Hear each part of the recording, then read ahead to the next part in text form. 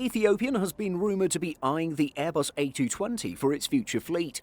The airline has been diversifying its fleet for the past few years, and given the painful experience with Boeing's narrowbody, it wouldn't be entirely surprising to see the A220 join the fleet. It was October last year when rumours began to emerge, suggesting Ethiopian Airlines was eyeing an order of the Airbus A220. If the small Airbus were to join the fleet, it would be only the second Airbus aircraft to be flown by the airline. Ethiopian received its first A350-900 in June 2016 and now flies a fleet of 14, with more on the way. Earlier this month, Simple Flying asked Acting Chief Commercial Officer at Ethiopian, Isaias Voldemariam, how the addition of the Airbus to the fleet had shaped its future. He told us, "Since the Airbus has come into our fleet, our pilots, training, maintenance, simulator, everything has now been diversified, which is also good. The A350 is a newcomer, so it has embedded so many of the advantages of a Boeing 787 Dreamliner. It's a good product, we're very confident about it, and we're happy with it. Our customers also like it." There's a distinct advantage to being a newcomer, as Isaias noted, and that's the merit of a clean sheet design. As much as you can stick new engines on an A320 or make the wings longer on a 777, nothing quite embraces new technology like a clean sheet design. And there are only three that have been brought to market in the past decade: the A350, the 787, and the A220, originally known as the Bombardier C-Series. Along with the addition of the A350 back in 2016, Ethiopian had been operating a mixed fleet.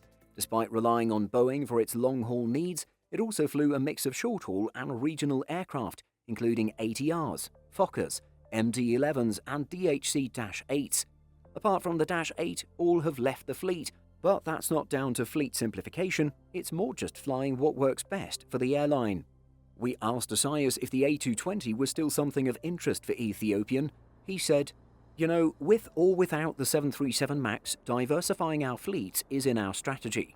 So depending on the pros and cons, definitely the A220 is an aircraft that we would consider." Adding the A220 with its vast range and incredible economics would give Ethiopian a chance to really play in the point-to-point market. While the airline has been a traditionally hub-and-spoke operator, there's a massive lack of capacity in the regional African market. The Airbus A220 perfectly serves long and thin routes, and in the post-COVID aviation market, this could be an excellent strategy. While international operations might take time to pick up, being able to add capacity anywhere within 5 hours of Addis Ababa could prove to be a winning move. In the longer term, it would allow Ethiopian to open up new routes and dive into new markets, where anything bigger would not make sense. Of course, many of these roles could be filled by the 737 MAX, of which Ethiopian is a customer. The airline has been clear that it has not ruled out Boeing's narrowbody. However, it has also said it will be the last to fly the type once it's recertified. Pending a successful return, Ethiopian already holds a place in the production queue for 27 more 737 MAXes to add to its existing fleet of 4. But the airline was deeply wounded by last year's tragedy and wants 100% reassurance before it commits to taking those extra narrow-bodies. We asked Isaias if Ethiopian would maintain its order with Boeing for the type.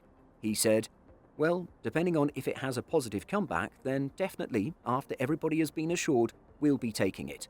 Otherwise, we'll look for an equivalent narrow-body, something like the Airbus A220. Would you like to see Ethiopian fly the Airbus A220?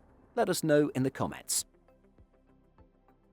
Did you know that we publish over 175 stories every single week on simpleflying.com? Be sure to check the link in the description for more great stories just like this.